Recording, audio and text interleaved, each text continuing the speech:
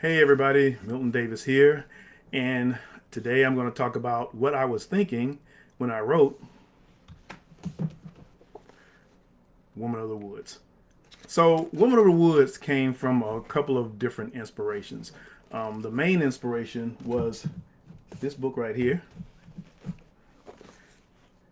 Amazons of Black Sparta. Now, you probably heard a lot about this book, especially after the release of Black Panther and the Dora Milaje. Everybody was talking about them and who they were and what they were about and what they were based on. And basically, that was my inspiration. I read this book about the Black Amazons, known to their people as the Minnow, and it was fascinating to me. And I was like, hey, I want to write a story that has a character like this, that's based on a character like this. And that's where the story came about Sadatina and her adventures in this particular book. Now, if for those of you who have read the book, you know what it's all about. For those of you who haven't read the book, Woman of the Woods is basically about a character named Sadatina. She was born to a woman who was a warrior, an Ahosi, is what we call them in this book. And the Ahosi are women who are selected and are born specifically to fight for their country against these demons that are the main soldiers of their enemies. And this is something that you are born into, and that you have to go through a process to become. Now, one of the main criteria, though, however, of being an Ahosi is that a woman must be celibate. But Sanatina's mother, through a couple of situations, ended up pregnant, and so she knew she couldn't have Sanatina. So she took her to a family that she had been observing for some time after she delivered her, and she basically gave Sadatina to them. She knew they were the kind of people who would take her in and treat her as their own.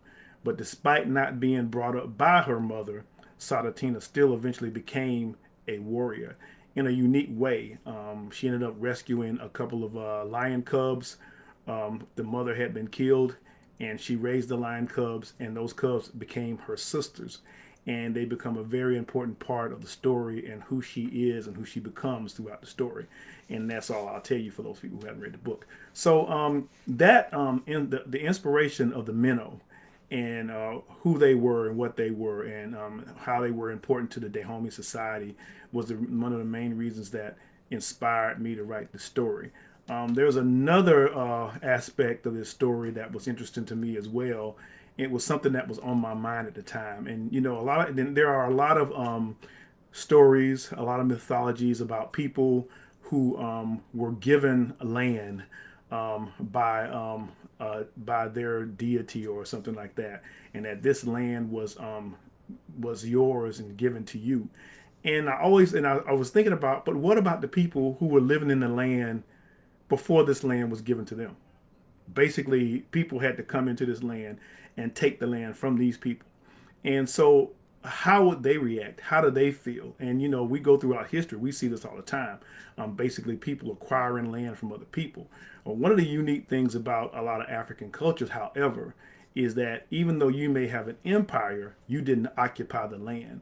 The belief was that this is their land. Whoever culture that you're dealing with, this is their land. This is where their ancestors are buried. There's no way you can take that land from them.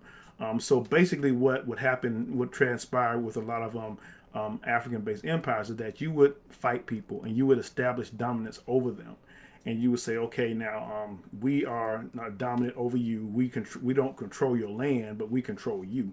So it wasn't about the land; it was about the people, and you paid them a tribute.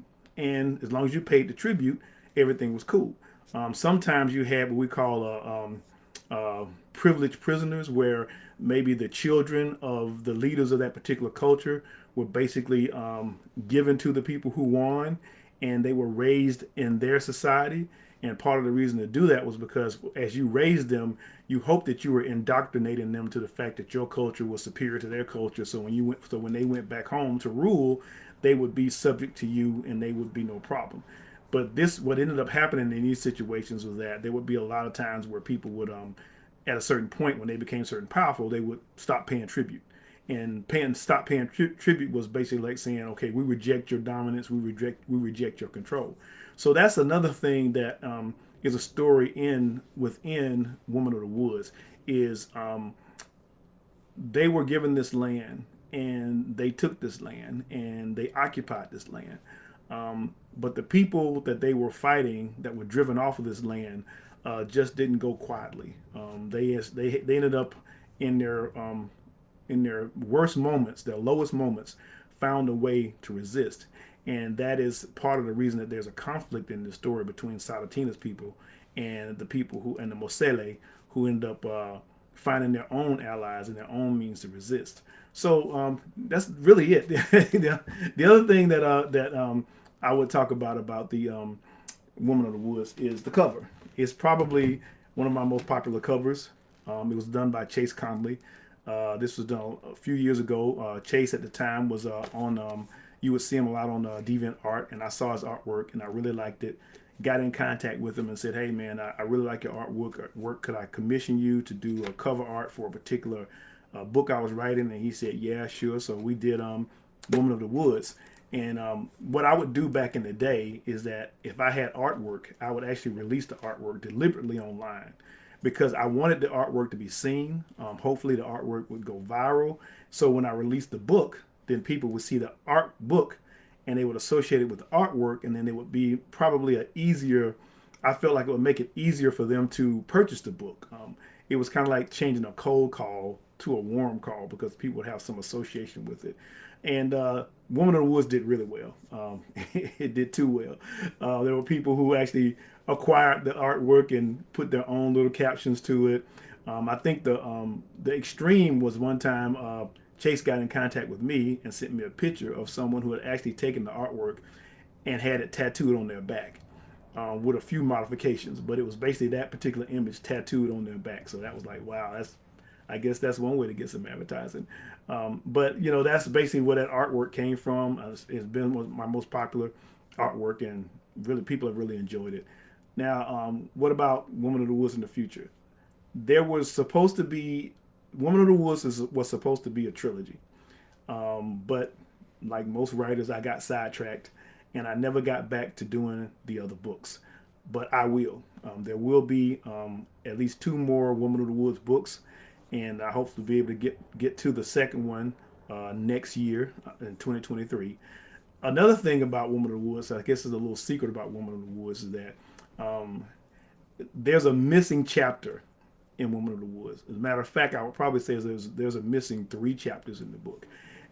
And the reason they were missing because at the time I was writing the book and I was getting a little impatient about releasing it. So I said, you know what? I don't really need these chapters to tell the story. So I'm just going to let the book as it is. But the missing chapters for you people who have read the book and for those of you who hopefully will read the book was a transition period. It was a transition between Salatina meeting her mother, going back to her original homeland, and her becoming the leader of the Ahosi as she is later on to the book. This was going to be a transition period between showing her how she was being trained to be an Ahosi and some of the things she had to go through in order to become the leader of her clan. I guess you can say it like that. So some of the people are like, well, hey, I already got the book. What do I do about that? Well, this is how it's going to happen. I'm going to do a special edition of Woman of the Woods, which will contain those 3 chapters, and it will probably be released next year. But I'm also going to take those 3 chapters and release them as a novella or as an ebook because they are a story contained within itself. It can be told without having knowing about the rest of the novels and the rest of the novel and stuff like that. So that's a little tidbit of what may be going down in 2023. So hey, that's me. That's just me talking a little bit about Woman of the Woods, letting you know what's going on there. Hopefully it gave you some insight. If you have any questions, feel free to contact with me. You can post on this video after it's been posted up. You can send me a DM, ask me any more questions about it, and I'll be happy to answer. So, hey, that's it. You guys take care. Peace.